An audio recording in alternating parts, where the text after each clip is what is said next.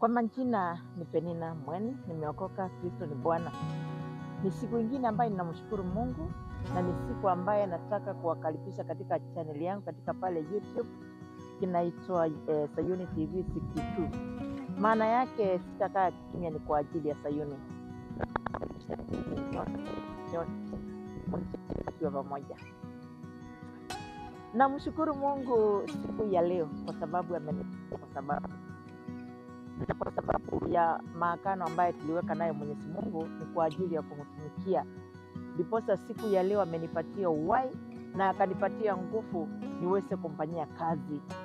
Nataka kukuuliza wewe ndugu na wewe dada ambaye Mungu amekuamsha siku ya leo ufanye nini?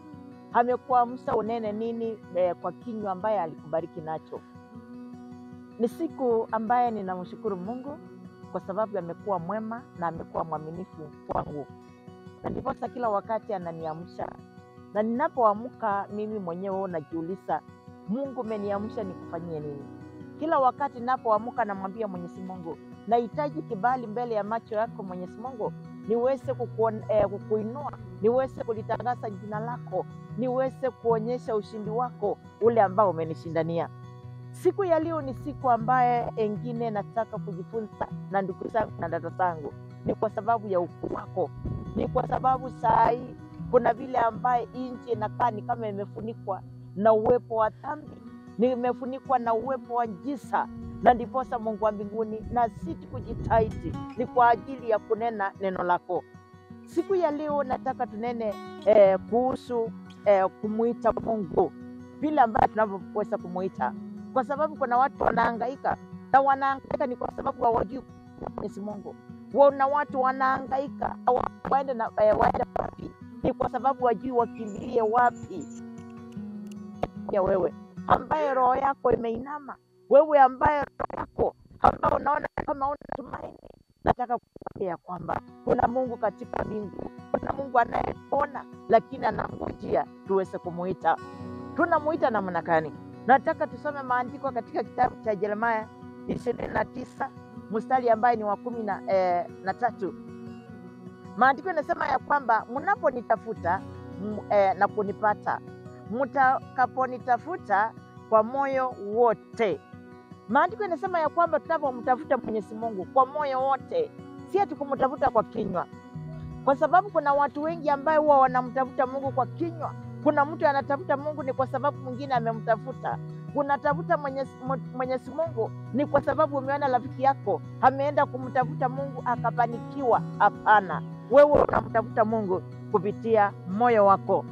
Maandiko yanasema ya kwamba katika Marko 7 ambaye ni mstari wa 10, maandiko yanasema ya kwamba watu hawa huwa wananiabudu kwa kinywa tu, lakini mioyo yao iko mbali nami.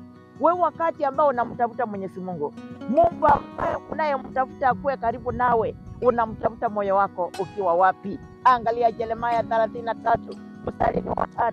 Maandiko yanasema ya kwamba alimwambia niite nami nitakuitikia, nami nitakuonyesha mambo makubwa ambayo hata wewe mwenyewe unatarajia. Wewe unamtafuta ukiwa wapi? Unamtafuta Mungu ukiwa umesimama wapi? Angalia wana wa Israeli, kuna baadhi yao ilimtafuta Mungu sana. Angalia wana wa Israeli, kuna wale ambao walimtafuta Mungu na hakika walimpata. Na wale ambao hawakumtafuta Mungu, maandiko yanasema ya kwamba wote waliangamia. Wote waliangamia jangwani kwa sababu hakumtambua ni nani aliyewatoa katika nchi ya Misri. Maandiko yanasema ya kwamba katika Zaburi 50 mstari ni wa 15, maandiko yanasema ya kwamba niite wakati wa shida nami nitakuokoa nawe utaniheshimu. Maandiko yanasema ya kwamba tusiti kumuita, tusiti kumkaribia Mungu na matendo yetu mema na kumcha Mungu na kumtafuta kwa unyenyekevu. Jehova Mungu wa mbinguni, angalia Jehova walio wako, Mungu wa Israeli, kule kukuokopa wewe, kule ambaye kukuheshimu, kule ambaye kukutafuta. Shetani alitutenga nawe, na kuomba ukaweze kujidhihirisha kwa maisha yetu, kwa sababu hakuna Mungu mwingine. Ukiingia katika maandiko Zaburi 91 mstari ni wa 14, maandiko yanasema Mwenyezi Mungu asema nitamuokoa yule anipendaye. nitamlinda yule anayenitambua. Mstari wa 15, akiniita akiwa katika shida, nitaweza kumuokoa. Wewe unaita Mungu wakati wa shida, ama unamuita Mungu kila wakati? Au muite Mungu wakati wa mema? Unafaa muite wakati wa mabaya, kwa sababu ameumba ukiwa na kila kiungo kinamtukuza Mwenyezi Mungu. Kuna mtu mwingine anaita Mungu kwa mawazo. Kuna mtu mwingine anatafuta Mungu kwa mawazo, kwa sababu akubaliwa kupata kinywa. Ako na kinywa lakini wewe mwenyewe ulipewa kinywa ni kwa sababu ya kumtafuta Mungu, ama ulipewa kinywa ni kwa sababu ya kumdhihaki Mwenyezi Mungu? Maandiko yanatuambia wasi kwamba tuendelee na kumtafuta. Katika Isaia 55 mstari wa 6, maandiko yanasema ya kwamba nitafuteni wakati ninapopatikana, na wakati ndio huu. Dada yangu, ndugu yangu, mahali unaona umesongwa na mashida, mahali unaona umesongwa na matatizo, mahali unaona nyumba yako imekuwa giza, ni kwa sababu ya matatizo. Nataka kukwambia jambo moja. Inua macho yako uweze kumtazama Mwenyezi Mungu. Umwambie Mungu uliyeniumba, huku niumba nitaabike. Mungu wa mbinguni uliyeniumba, huku niumba ukae mbali nami, na kutafuta sasa tuweze kuwa pamoja. Huwa tunamtafuta Mungu tukiwa wapi? Huwa Mungu amekuwa ni kama masoea katika kinywa cha kila mtu. Nimekuwa nikifunza watu nikiwaambia, usijaribu kusoea neno lake Mwenyezi Mungu. Na wakati unapoisoma unaona ni jambo jipya unaenda kukutana nayo. Usiseme niliokoka kitambo, nilisoma hii neno nilichoka. Hakuna kitu kama hiyo. Na Mungu katika mbingu anatuokoa katika mashida, anatuinua katika mashida. Mungu wa mbinguni, watu mpaka wanajua ya kwamba wewe upo, na watu wengine wanajua wewe upo wakati wako na pesa. Na nimekuwa nikiambia watu, pesa sio baraka, baraka ni amani. Naomba Mungu wa mbinguni ukakumbuke huyo dada, ukakumbuke Mungu wa mbinguni huyo ambaye amelazwa hospitalini, haweze kuamka katika kinywa chake, haweze kukutafuta, haweze kukutukuza. Kumbuka Mungu wa mbinguni, hawataweza kukutukuza wakiwa wamelala, hawataweza kukutukuza wakiwa wanaumwa. Na ukumbuke kule kuzimu hakuna watu wataamka waweze kukutukuza. Utatukuzwa na wale walio hai kama sisi. Wewe dada yangu, wewe ndugu yangu ambao umelemewa na mambo ya dunia, wewe ambao umelemewa na mambo unaona hayawezekani, nataka kukwambia ya kwamba kuna Mungu ambaye anakuwezesha, kwa sababu huyo Mungu ndani yake kuna uwezo, na ndani yake huwa hatupatishi. Yeye ni Mungu ambaye alituumba na akatuweka hapa ulimwenguni, na anajua baraka zetu, ila ule mwovu ndio anakuja kutuangamiza, ndio anakuja kutuhubiria kila siku, ndio anakuja kutuonyesha ni kama wewe haupo. Mungu wa mbinguni, usifiche uso wako. Huu ni wakati wako wa kutokea, ndiposa watu wako wapate kukuona. Nimekuwa nikisikia sana watu wakisema hakuna Mungu. Kwa sababu kwa nini ninateseka? Huyo Mungu ako wapi? Hata kama uko katika mateso, ndugu yangu, kaa ukijua ya kwamba Mungu ako hapa karibu nawe. Hana kungojea uweze kumuita, hana kungojea uweze kumtafuta, hana kungojea uweze kuliselenda chini yake umwambie yote ya ulimwengu yamefika mwisho. Mungu ni wewe na mimi, kwa sababu hakuna Mungu mwingine kama wewe. Hakika naomba Mungu wa mbinguni uende mbele zake huyo Mwenyezi Mungu, uweze kumwambia nimeselenda chini yako, na kuomba nikaweze kusimama na walio wako. Ukanipe baraka nisimame na yatima, unipe baraka nikasimame na wachane, ukanipe baraka nikasimame hata na wale ambaye wajafanikiwa maishani. Mtu mwingine nikimhubiria akaniuliza ya kwamba ni kwa nini Mungu aliumba watu wengine wakiwa wajafanikiwa maishani. Angalia, Mungu wa mbinguni anajua ya kwamba kila mtu na kiwango chake. Na nikamwambia katika Yeremia 27 mstari ni wa 5, maandiko yanasema ya kwamba Mungu humpa mtu kile ambao anaona ni chema na yeye, na inaamini ya kwamba wakati uko chini ako na uwezo wa kukuinua, wakati uko juu ako na uwezo wa kukushusha chini, kwa sababu hatupati ushindi kwa nguvu zetu. Tunamtafuta Mungu tukiwa wapi? Tunamtafuta Mungu kwa wingi? Tunamtafuta mahali tunasikia kuna watu wengi? Hapana. Mungu anaweza kukupata ukiwa peke yako. Alipata Musa akiwa peke yake katika msitu, akamwambia atoe viatu, kwa sababu mahali aliko ni patakatifu. Wewe unataka kumtafuta Mungu ukiwa wapi aweze kujitokeza na kunena nawe? Angalia Ayubu 33 mstari wa 15 na 16. Alisema ya kwamba Mungu nena nasi wakati tuko katika usingizi, na anakwambia toa viatu mahali ulipo, toka katika ile dhambi ambayo imekulemea. Leo hii umelemewa na dhambi, naomba kwa kinywa chako uweze kunena, huu ni wakati wangu wa kumtafuta Mwenyezi Mungu. Naomba shetani ujue ya kwamba leo umeweza kuniweka katika dhambi, lakini kesho nitakuwa ndani ya huyo Mungu nikilitukuza jina lake. Wewe ni nini ambayo limekulemea? Angalia, kuna nyumba nyingi watoto wamesoma lakini hata hawana kazi. Shetani aliwachukua na akaweka katika kundi lake, hata hawaelewangi kunaenda namna gani. Na kuomba Mungu uweze kuokoa familia kama hizo, uwapatie chance. Ni kwa sababu ya kutubu na kukutafuta.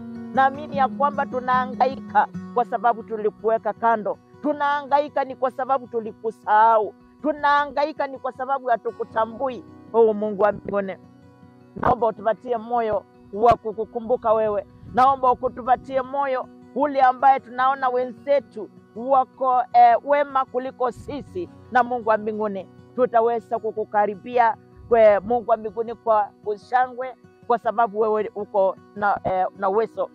Maandiko yanasema ya kwamba angalia, wakati waliweka ile madhabahu Aroni alilazimisha na wana wa Israeli. Maandiko yanasema ya kwamba walikuwa wanaitwa miungu ya Baali.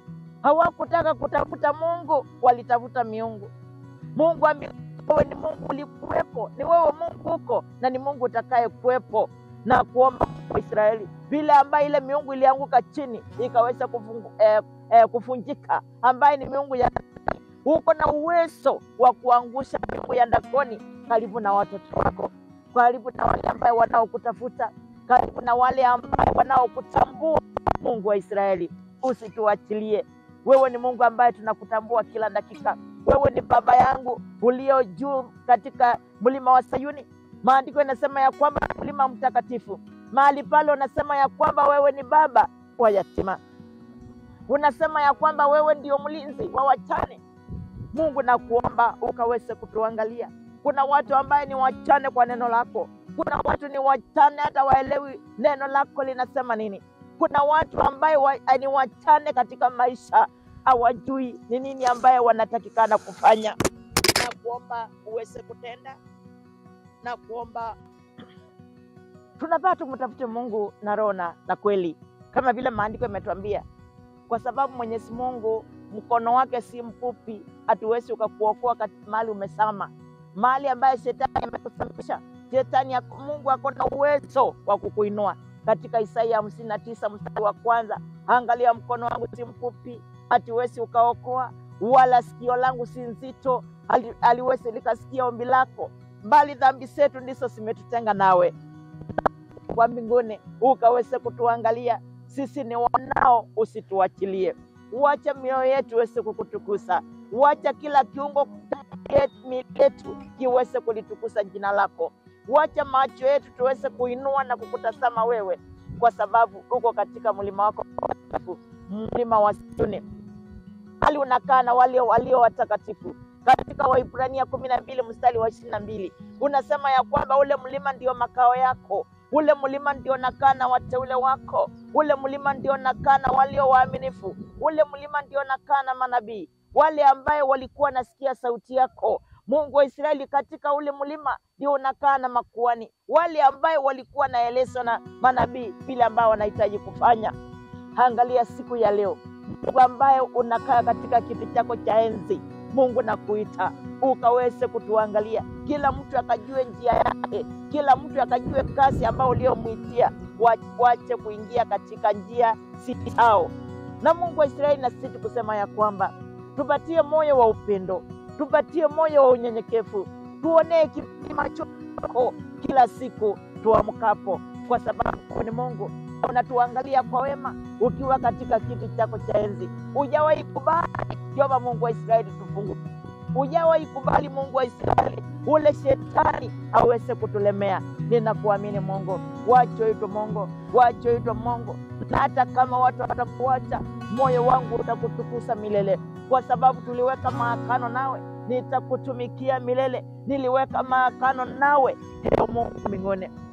Nilisema asante, na jina lako likatukuke. Hii kazi sifanyi peke yangu Mungu, ninafanya na mwenzangu, na kuomba na ukafungue milima, kwa sababu Yesu ukamfungulie milango, baraka likaweze kushuka, na tutakuwa kila wakati tukilitukuza jina lako na kukuabudu, kwa sababu naamini ya kwamba ujumbe wa leo mmoja mtu